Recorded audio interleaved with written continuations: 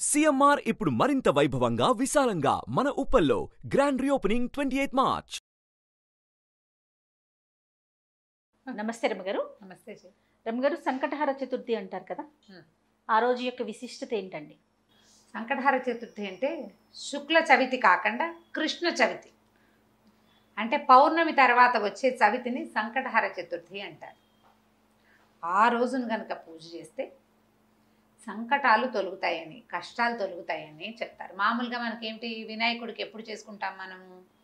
ఈ భాద్రపద శుద్ధ చవితి నాడు వినాయక చతుర్థి, ఆయన జన్మదినమని, ఆ రోజు ఆయన జన్మించాడని భావించి ఆ రోజే గణాధిపత్యం వచ్చిందని అయ్యవారికి అవాళ పూజ చేసుకుంటాం. అయితే అన్ని నెలల్లోనూ, ప్రతి నెలలోనూ కూడా పౌర్ణమి వెళ్ళగానే వచ్చే 4వ రోజుని సంకటహర చతుర్థిగా భావించి పూజ చేస్తారు. చవితి వినాయకుడికి ఇష్టం.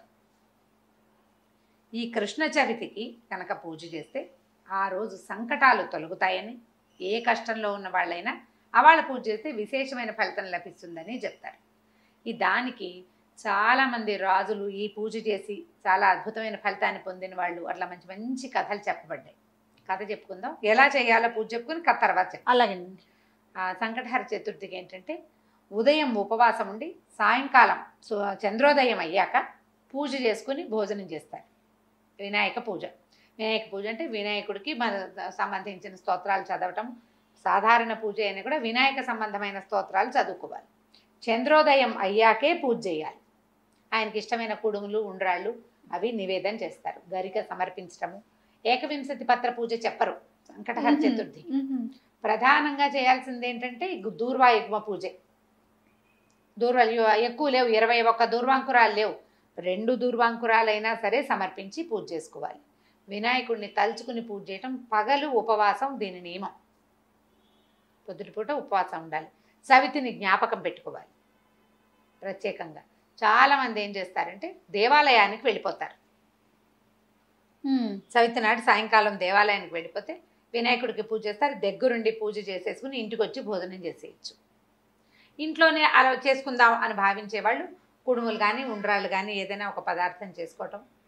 సూర్యాస్తమయం అయ్యాక దీపారాధన చేసుకుని చంద్రోదయం అవుతుండగా గణపతి పూజ. మన దగ్గర ఎట్లాగో గణపతికి సంవత్సరం అంతా చేసుకునే పూజ పుస్తకం ఉంటుంది కదా, ఏటా చేసుకునేది. ఆ పుస్తకం ఆధారంగానే చక్కగా చదువుకోవటం, స్తోత్రం, ఆయనకి పూజ అది సమర్పించి తర్వాత నైవేద్యం పెట్టి హారతి ఇచ్చి ఇవాళకి అయిపోయింది భోజనం చేయటం. అది ఎట్లా అంటే ప్రతి నెల కనుక చేస్తే చాలా విశేషమైన ఫలితాన్ని ఇస్తుంది. పిల్లలు ఇబ్బందుల్లో ఉన్న వాళ్ళకి, సంతానం తాలూకు ఇబ్బందులు తొలుగుతాయి. సంసారపు కష్టాలు వాళ్ళకి తొలుగుతాయి. వ్యాపారంలో ఎన్నిసార్లు మొదలుపెట్టినా వ్యాపారం ఆగిపోయేవాళ్ళు, తర్వాత ఏ ఉద్యోగార్థులు, ఏ ఉద్యోగము రాని వాళ్ళు, అలాంటి వాళ్ళు ఈ సంకటహార చతుర్థి చేస్తే, అది ఎట్లా చేస్తామంటే వినాయక చవితి నాడు చవితి చేసుకుంటాం. అవునండి కదా. వినాయక చవితి తాలూకు పౌర్ణమి వెళ్ళాక మనకి పెద్దల రోజులు మొదలవుతాయి. మహాలయ పక్షాలు. మహాలయ పక్షాల్లో మొదలు పెట్టరు. మహాలయ పక్షాలు అంటే పెద్దల రోజులు అంటారు, పితృపక్షాలు కదా. అందుకని భాద్రపదం వెళ్ళాక ఆశ్వీజ చవితి నుంచి మొదలు పెట్టుకోవాలి. సాధారణంగా 5 చవితులు చేసుకోవటం, లేకపోతే 9 లేదా 11 చవితులు చేయటం. 11 అంటే మనం ఆశ్వీజం మొదలు పెట్టామనుకోండి, ఆశ్వీజము, కార్తీకము, మార్గశిరము, పుష్యము, మాఘం 5 రోజులు, 5 నెలలు. తర్వాత చైత్రము, వైశాఖము, జ్యేష్టము, ఆషాఢము, శ్రావణము, అక్కడికి 10 రోజులు, 10 నెలలు. తర్వాత వచ్చేది ఏమిటి? వినాయక చవితి. శ్రావణం తర్వాత వచ్చేది వినాయక భాద్రపదం. ఇది 10 కృష్ణ చతుర్థులు చేసి 11వది ఈ శుక్ల చతుర్థి మన వినాయక చవితితోటి పూర్తి చేసుకోవచ్చు. ఒకవేళ ఏడాదంతా చేయదలుచుకున్న వాళ్ళు కనుక ఇట్లా చేయొచ్చు, ఇలా చేసుకోవచ్చు. లేదా 5 చవితులు చేసుకుంటున్నా సరే. కొంతమంది 2 చవితులు చేసే విధానం కూడా ఉంది. ఒకటి సంకష్టహర చతుర్థి చేసుకోవటం, ముందు చవితి కూడా ప్రతి నెలలో వచ్చే 2 చవితులు వినాయక పూజ చేసుకోవటం, వినాయకుడికి దేవాలయానికి వెళ్ళటం. ఒకవేళ చవితులు చేసుకోవటం మా ఇంట్లో లేదండి, మా వాళ్ళు ఎవరు చేసుకోరు, మొదలు పెట్టాలంటే భయం వేస్తుంది కొంతమంది, కొత్త మొదలు పెట్టడానికి భయపడతారు కదా. అలాంటి వాళ్ళు ఈ చవితి నాడు జ్ఞాపకం పెట్టుకుని దేవాలయానికి వెళ్ళి దర్శనం చేసుకోండి. పిల్లల ఇబ్బందులు ఏమైనా ఉంటే పిల్లల్ని కూడా ఈ దేవాలయానికి తీసుకెళ్ళి చక్కగా నమస్కారం చేయించి, 10 గుంజీలు చేయించి వాళ్ళతో ప్రదక్షిణ చేయించి నమస్కారం చేయిస్తే సంకటాలు తొలుగుతాయి అని చెప్తారు. దీనికి పూర్వ కథ ఏం చెప్తారంటే, కృతవర్మ అని ఒక రాజుగారు ఉండేవాడు. ఆయనకి భార్య చక్కగా భార్య ఉండేది, చాలా అన్యోన్యమైన దాంపత్యం. చాలా కాలం ఆయనకి పిల్లలు పుట్ల, పిల్లలు కలగలేదు. కలగకపోతే ఆయన ఏమనుకున్నాడంటే చాలా దుఃఖపడేవాడు. ఇప్పటికీ సంతానం కలగటం లేదు, నేను ఈ రాజ్యం నాకొద్దు, ఈ రాజ్యమే నాకు వద్దు, నేను రాజ్యాన్ని వదిలిపెట్టి వెళ్ళిపోతాను అని చెప్పి తన మంత్రుల్ని సామంతుల్ని అందరినీ పిలిచి వాళ్ళకి రాజ్యపు బాధ్యతలు అప్పచెప్పేశాడు. సంతానం కలిగే మార్గం లేదు, జాతకంలో సంతానం లేదు, రాణుల్ని మార్చినా సంతానం కలిగేలాగా లేదు, ఎన్ని పూజలు చేసినా ఆయనకి సంతానం కలగలేదు. అప్పుడు ఏం చేశారంటే భార్యాభర్త ఇద్దరు వెళ్ళిపోయారు అడవికి. మొత్తం ఈ సంపద అంతా కూడా ఈ మంత్రులకు అప్పచెప్పేసి జాగ్రత్తగా చూసుకోండి అని ప్రాయోపవేశం చేయడానికంటే తపస్సు చేసుకుంటూ మరణించడానికి ఓహో వెళ్ళి అడవుల్లో ఉండిపోయారు. ఉండిపోతే నారద మహర్షి ఒకసారి అక్కడ చూశాడు వీళ్ళని. ఏమిటి సంగతి అంటే వీళ్ళు ఇంకా ఏమైందంటే మొదట్లో కందమూలాలు తినేవాళ్ళు క్రమంగా భార్యాభర్త ఆకులలమలు తింటూ మరణానికి దగ్గరగా ఉన్నారు వాళ్ళు. అప్పుడు ఈ నారద మహర్షి వీళ్ళని చూసి ఈ కృతవర్మ తాలూకు ముందు తరం వాళ్ళు, వాడి తాత తండ్రులు ఉన్నటువంటి స్వర్గంలోకానికి, స్వర్గంలో కూడా లేరు వాళ్ళు, నరకంలోనే ఉన్నారు, పితృలోకాల్లో ఉన్నారు. అక్కడికి వెళ్ళి మీ వంశం వాడైన కృతవర్మ సంతానార్థి, అతనికి పిల్లలు కలగలేదు, మరి ఏ పాపం వల్ల పిల్లలు కలగలేదో తెలీదు, అతను ప్రాయోపవేశానికి సిద్ధంగా ఉన్నాడు అని చెప్పేసరి కల్లా ఆయన ఏం చెప్పాడంటే, అయ్యా నాకు ఒక్క సహాయం చేయండి, మా వాడి దగ్గరికి వెళ్ళి వినాయక వ్రతం చేయమనండి, సంకష్టహార చతుర్థి వ్రతం చేయమనండి. అది ఎప్పుడు చేయాలి? పౌర్ణమి వెళ్ళిన 4వ రోజున వినాయక వ్రతం చేయాలి. వ్రతం చేస్తే సంతానం కలుగుతుందని మా అబ్బాయికి చెప్పండి. ఆ వ్రతం చేయటమే మేము ముందు అవతారాల్లో కూడా మేము అదే చేశామని చెప్పారు. చెప్పేసరికి నారద మహర్షి వచ్చి ఈ కృతవర్మకి బోధించాడు. నాయన సంతానం లేకపోతే ఇట్లా చేయకూడదు, ప్రాయోపవేశం చేసి నువ్వు పోయావనుకో మీ పితరులు మీ తాత తండ్రులు ఏమవుతారు? అవును, వాళ్ళకి నీళ్ళు ఇవ్వడానికి నీకు కొడుకైనా ఉండాలి, కనీసం కూతురుంటే దౌహిత్రుడైనా ఇస్తాడు. అవకాశం లేకుండా చేసేస్తావు, నీ తాత తండ్రులంతా బాధపడతారు, నీ పితృదేవతలు దుఃఖపడుతున్నారు, నువ్వు ఇక చతుర్థి వ్రతం చేసుకో అని చెప్పాడు. చెప్పేసరికి ఆయన సరేనని ఈ సంకటహార చతుర్థులు చేయటం మొదలుపెట్టాడు. అనతి కాలంలోనే ఆయన భార్య గర్భవతి. సంతానం కోసం మరి తపస్సు, ఈ తపశ్చర్య మానేసి పూజ చేసుకోవడం మొదలుపెట్టి సంసారంలో పడ్డారు మళ్ళీ వాళ్ళు. గర్భవతి అయ్యేసరికల్లా అబ్బో ఎంతో సంతోషించారు, వేడుకలు చేసుకున్నారు. వీడు గర్భవతి అన్న కబురు తెలియగానే ఈయన రాజ్యానికి తీసుకెళ్ళిపోయారు వాళ్ళంతా వచ్చి. ఎంత విశేషంగా చేశారో, చాలా విశేషమైన వేడుకలు చేశారు.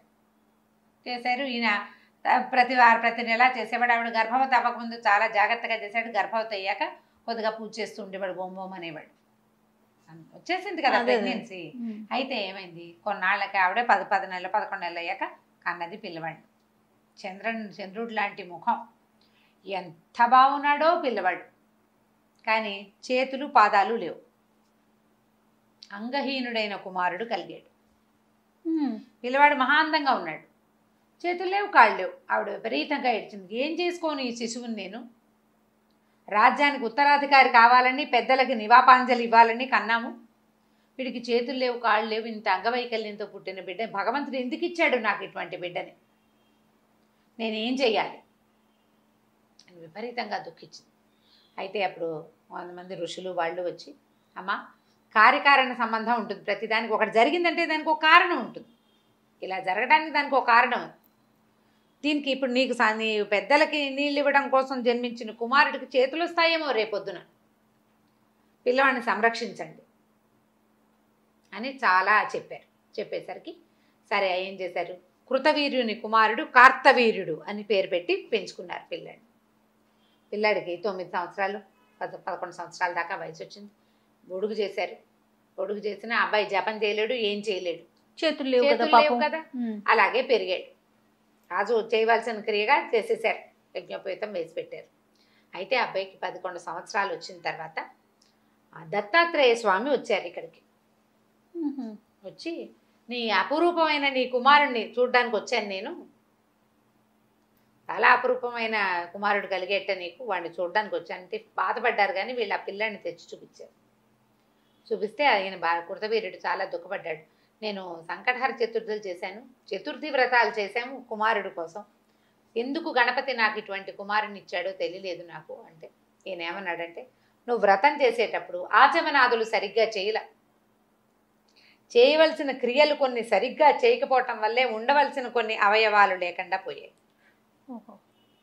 నీ తాలూకు కర్మానుభవం వల్ల నువ్వు పొరపాటు చేసావు, అది పిల్లవాడు అనుభవించవలసి వచ్చింది. వీడి అనుభవ కాలం తీరిపోయింది అని ఈ అబ్బాయికి ఏకాక్షర గణపతి మంత్రాన్ని ఉపదేశం చేశాడు.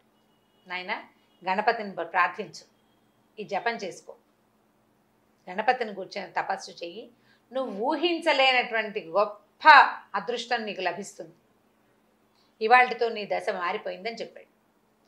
గణపతి మంత్రాన్ని తీసుకున్న పిల్లవాడు, నేను ఇక్కడ ఉండను, నన్ను అడవికి పంపించేసేయి. అడవికి పంపించాలంటే పిల్లాడిని నడవలేడు, ఎవరినైనా పంపాలి. అప్పుడు ఒక మనిషి వాహనాన్ని ఏర్పరిచి నరవాహనాన్ని ఈ పిల్లవాడిని అక్కడికి అడవిలోకి పంపించారు. పంపిస్తే అతను ఒక ఏకదీక్షతో కూర్చుని ఎంత తపస్సు చేశాడో కొన్ని సంవత్సరాల పాటు. చివరికి గణపతి ప్రత్యక్షమయ్యాట కార్తవీర్యుడికి. ప్రత్యక్షమయ్యి సహస్ర బాహువులు ఇచ్చాడు అబ్బాయికి. చేతులు లేని పిల్లవాడికి 1000 బాహువులు ఇచ్చాడు.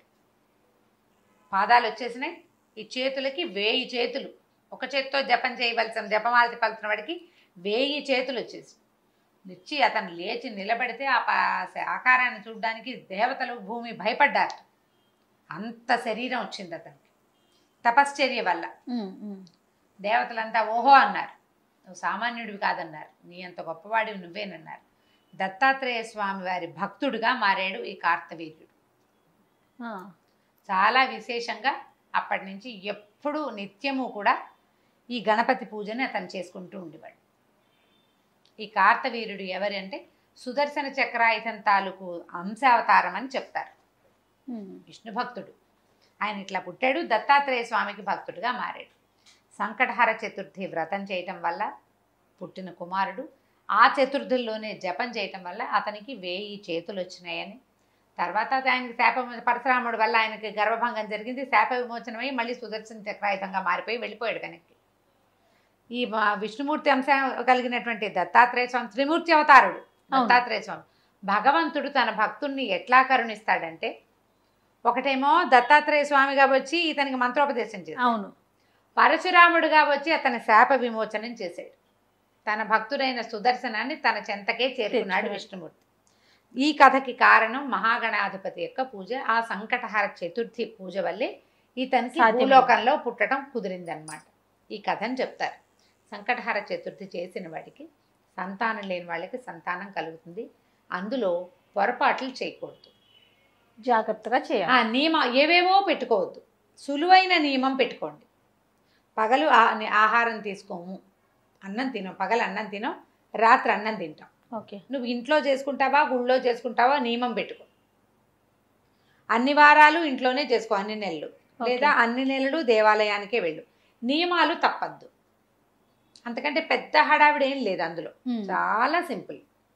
పగలు ఉపవాసం ఉంటాం, సాయంకాలం చక్కగా కుడుములు వండుకుంటాం, బియ్యపు రవ్వ ఉడికించి వాటిని ఉండలు చేసుకుని దాన్ని మళ్ళీ ఇంకొకసారి ఉడికించి అది ఏమంటారు ఆవిరిలో పెడితే కుడుములు తయారైపోతాయి. వినాయకుడికి కుడుములు నివేదన చేసుకోండి ఇంట్లో చేసుకునేటట్టయితే. దేవాలయానికి వెళ్తే ఎట్లాగో పళ్ళు ఫలాలు పట్టుకెళ్తారు, అక్కడ చేసే విధానం ప్రకారం అక్కడ పూజా విధానం జరిగిపోతుంది. చొక్కొచ్చాక తినాలి. నేను ఇవి ఏవి చేయలేనండి అంటే గణపతికి దండం పెట్టుకోండి, మీకు చాతొచ్చిన స్తోత్రం చదువుకోండి, కుడుములెద్దు అరటిపళ్ళు కొబ్బరికాయ నివేదన చేసుకోండి, పొద్దున చేయండి, సాయంకాలం దీపం పెట్టుకున్నాక భోజనం చేయండి. నియమం నిర్ధారించుకోండి ఏదైనా ఒకటి, కానీ నిష్టగా చేయండి. ఆ నియమాన్ని మాత్రం వదిలిపెట్టకుండా చేసుకోవచ్చు. సంకటహర చతుర్థులు చేస్తే చాలా సమస్యలు తీరుతాయని చెప్తారు. సంకటహర వినాయక స్తోత్రం ఒకటి ఉంది, దాన్ని చదువుకుంటే చాలా ఫలితం లభిస్తుంది. ఈ పూజ చేసుకునే వాళ్ళకు కూడా అన్ని రకాల ఫలితాలు లభిస్తాయి. చాలా విశిష్టత ఉంది అయితే కదా రమ్మగారు? తప్పకుండా అండి. నమస్తే. నమస్తే జయ. సుమన్ టీవీలో మీ పర్సనల్ అండ్ బిజినెస్ ప్రమోషన్స్ కోసం కింది నెంబర్కి కాంటాక్ట్ చేయండి.